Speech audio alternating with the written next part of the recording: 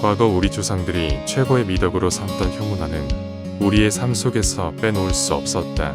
그러나 고도로 현대화된 지금 점차 흐미해져 가는 것이 바로 효문화이다. 효란 무엇이며 우리 사회가 나가야 할 방향은 어디인가?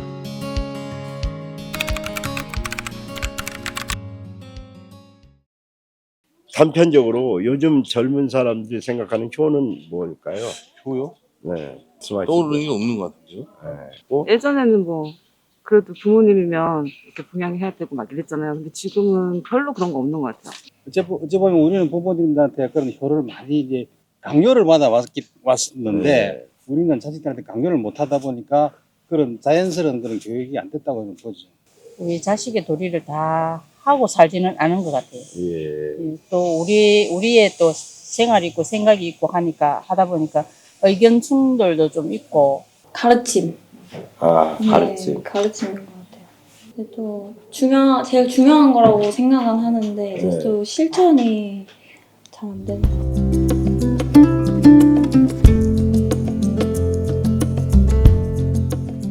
용주사의 정체성을 우리는 효행 본찰이라고 하거든요. 효행 본찰이 요즘 젊은 사람들은 다 그 뜻을 잘 이해를 못할 거예요. 그러니까 효행 본찰이라는 게 어떤 의미를 갖고 있는지.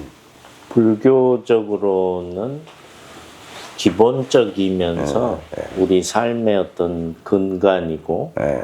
인간이 그래야 되는 인간의 기본 틀, 기본 틀에 속하는데 스님에게 이제 정조대왕이 효행에 대해서 부모 운중경에 대해서 듣게 되면서 이제 사도세자의 아버지를 어떻게 모실지 그때부터 이제 연구를 해서 모셔오게 된 게 여기죠. 그러면서 이제 부모운중경 판서, 부모운중경을 필사해서 국민들에게 효문화에 대한 것을 알리게 되는 적극적으로는 어떤 시초로 봐야 되겠죠. 그러다 보니까 역사적으로 300여 년 동안 효문화를 정조대왕의 그런 지극함이 지금까지도 이어오는 정말 어떻게 보면 역사 문화 속에서는 가장 으뜸인 문화가 효문화가 아닌가 싶어요. 요즘 젊은 친구들은 효라는 것이 그냥 막연하게 부모한테 잘하는 것이라고만 알고 있거든요. 근데 그것은 기본이지만 스님이 생각하는 불교 문화사적으로 효는 어떤 위치를 차지하고 어떤 것을 중점적으로 행해야 되는지 좀.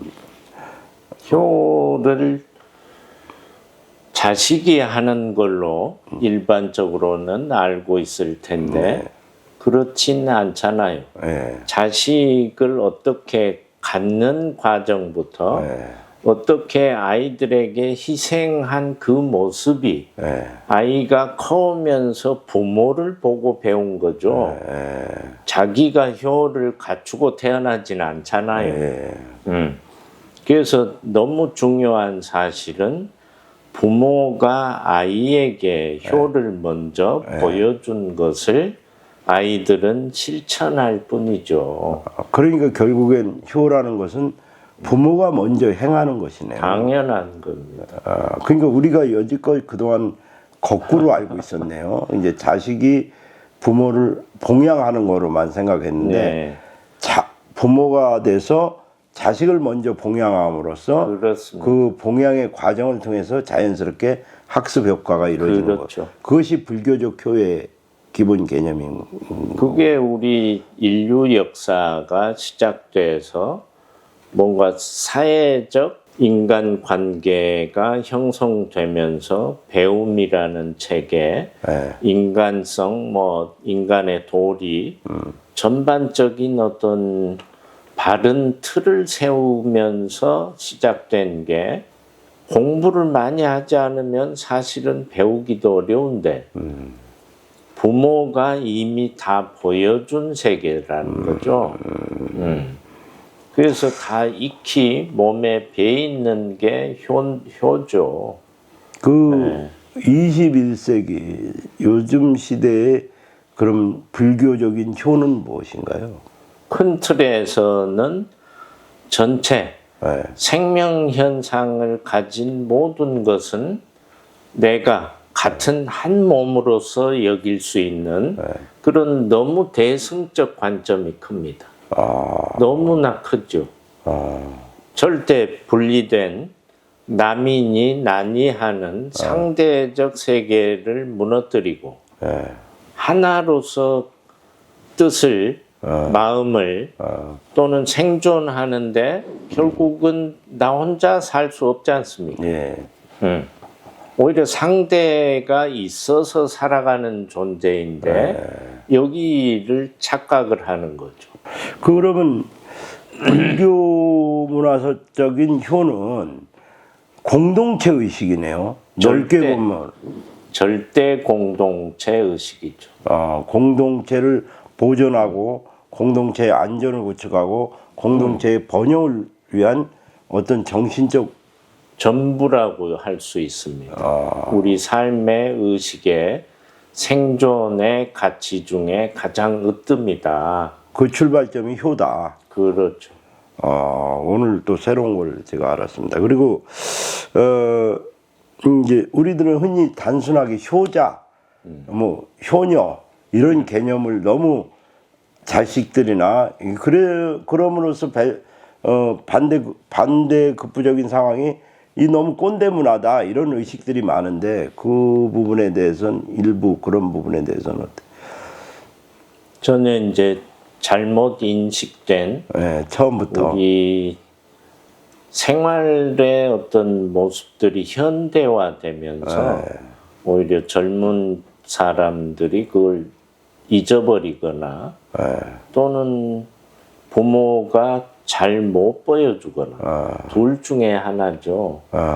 그러니까 결국 첫 번째는 부모가 어떻게 희생하는 것을 자식에게 보여주는 것이 첫 번째다.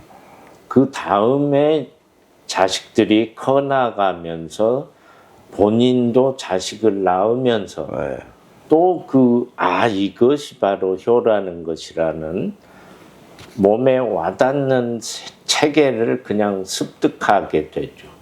효라는 건 굳이 말로 표현하지 않는 어떤 그렇습니다. 무언의 그냥 흐름 같은 것이네요. 몸에 배 있게 되죠. DNA라고 하는 흔히. 그렇죠.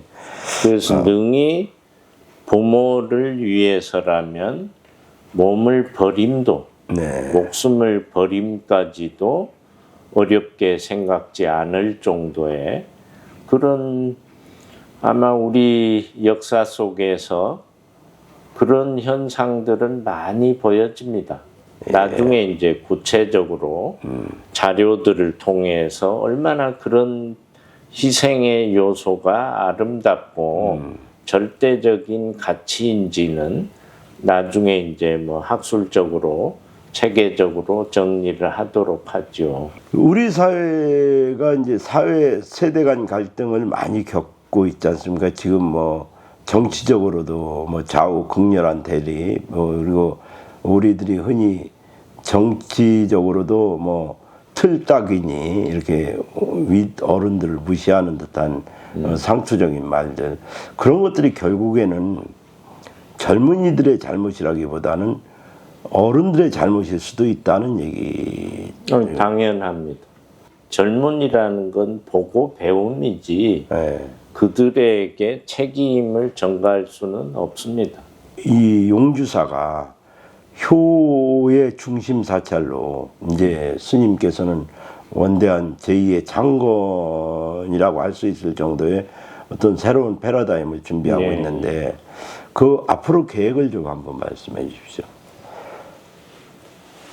대략 효문화가 얼마나 광범위하고 이 지구촌 생존에 걸린 큰 핵심 요소, 너무나 큰 핵심 요소인데